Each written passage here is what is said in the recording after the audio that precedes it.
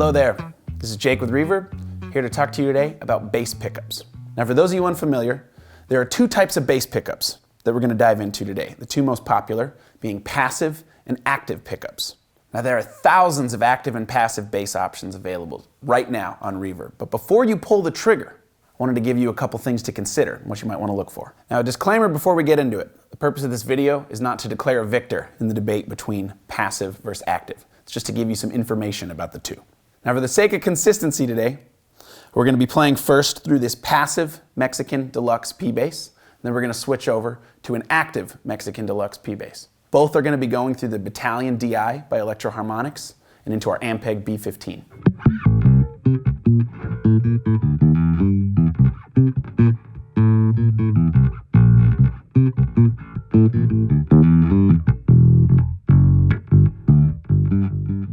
Now the passive pickups were the first pickups ever made for the bass.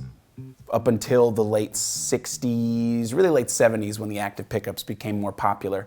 This was all that you had. So when you listen back on a lot of old recordings made, say pre-1970, this is the sound that you're hearing whenever you hear the bass. So a lot of those old soul and Motown records, a lot of the old rock records, God forbid anytime you hear an electric bass on an old jazz record.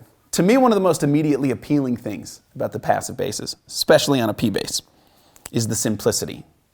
You've got volume and tone, and that's it. And for a lot of players, that's all that you really need. To my ears, passive basses tend to be really warm. You get a nice mellow sound. You can really shape a lot of your tone from your hands versus doing so with like an EQ pedal or any kind of DI or something like that.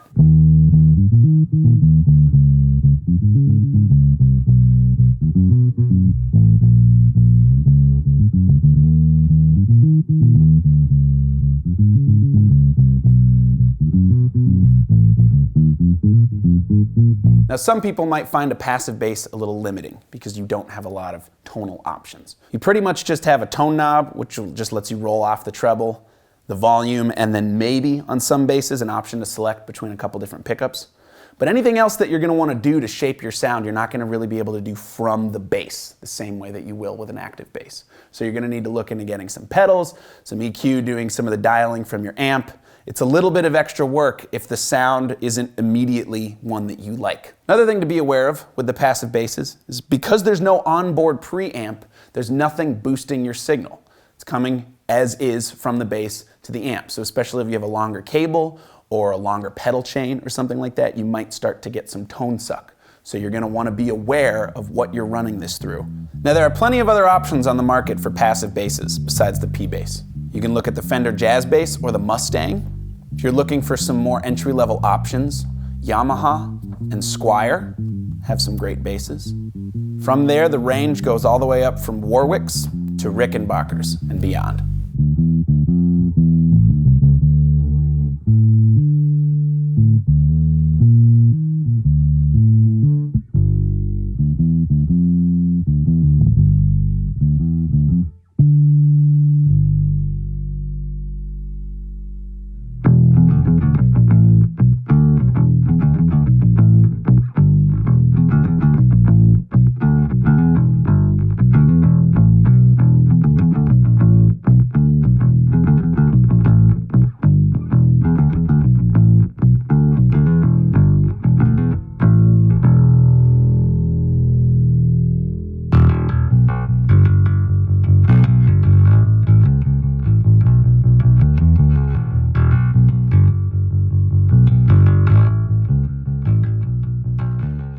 Now let's take a listen to active bass pickups.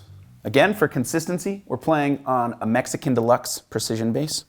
You'll notice that it has a slightly different pickup configuration system on this. We've got a jazz bass bridge pickup and the regular P bass pickups here. Pickups didn't become commercially available on a large scale until the late 70s, when in general, music started to get louder, so bassists needed a little bit more to start cutting through the mix. Now perhaps the biggest innovation that came with the invention of the active bass system is the addition of a powered preamp that gives you more variable options with the EQ.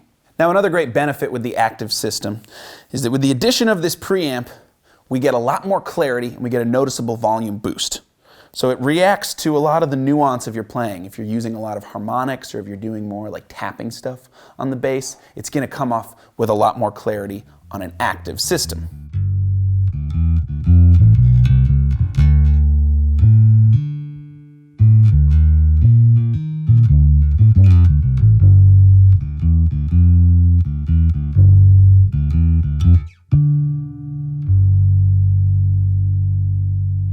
Now, one of the drawbacks with having more volume is that you have to be aware of how much you're pushing your amp, and you're going to have to rein it in a little bit.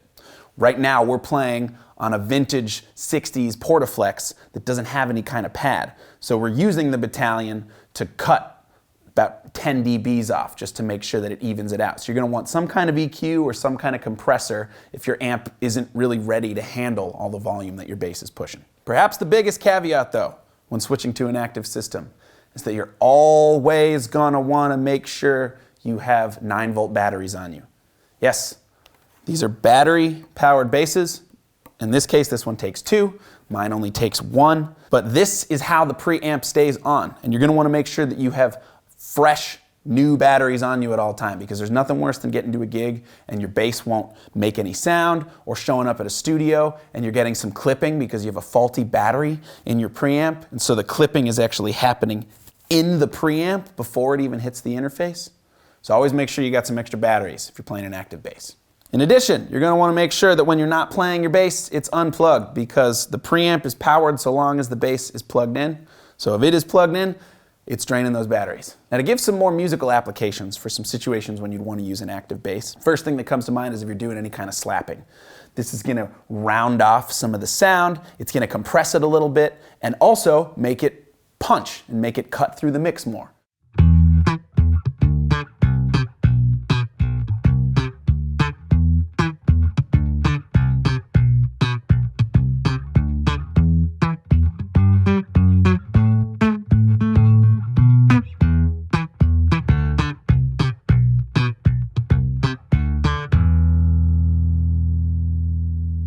Also, if you're doing a lot of picking, maybe you're playing in some metal bands or you're playing in some punk bands, whatever, a passive bass just isn't going to cut through the same way that an active bass is going to, especially if you're fighting with a lot of loud drums and a lot of loud guitars.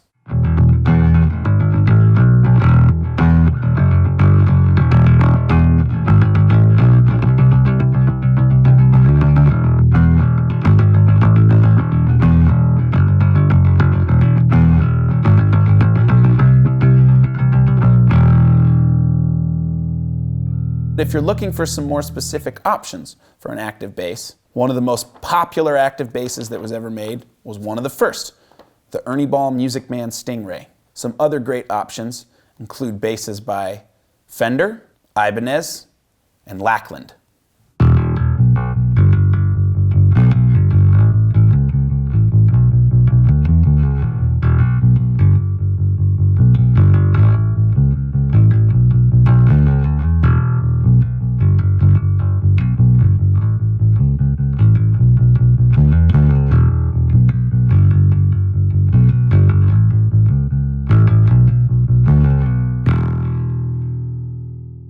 Now, this video is just a brief overview of some of the differences between passive versus active bass pickups. There are many other pickup options available.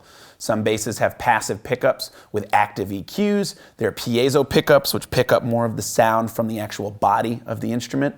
There's a lot out there. At the end of the day, though, you're going to want to make sure that you let your ears guide you in your quest for tone. Don't just read up on it. Make sure you go and get your hands on a bass in person. You can make anything sound good in any musical context if you let your ears guide you.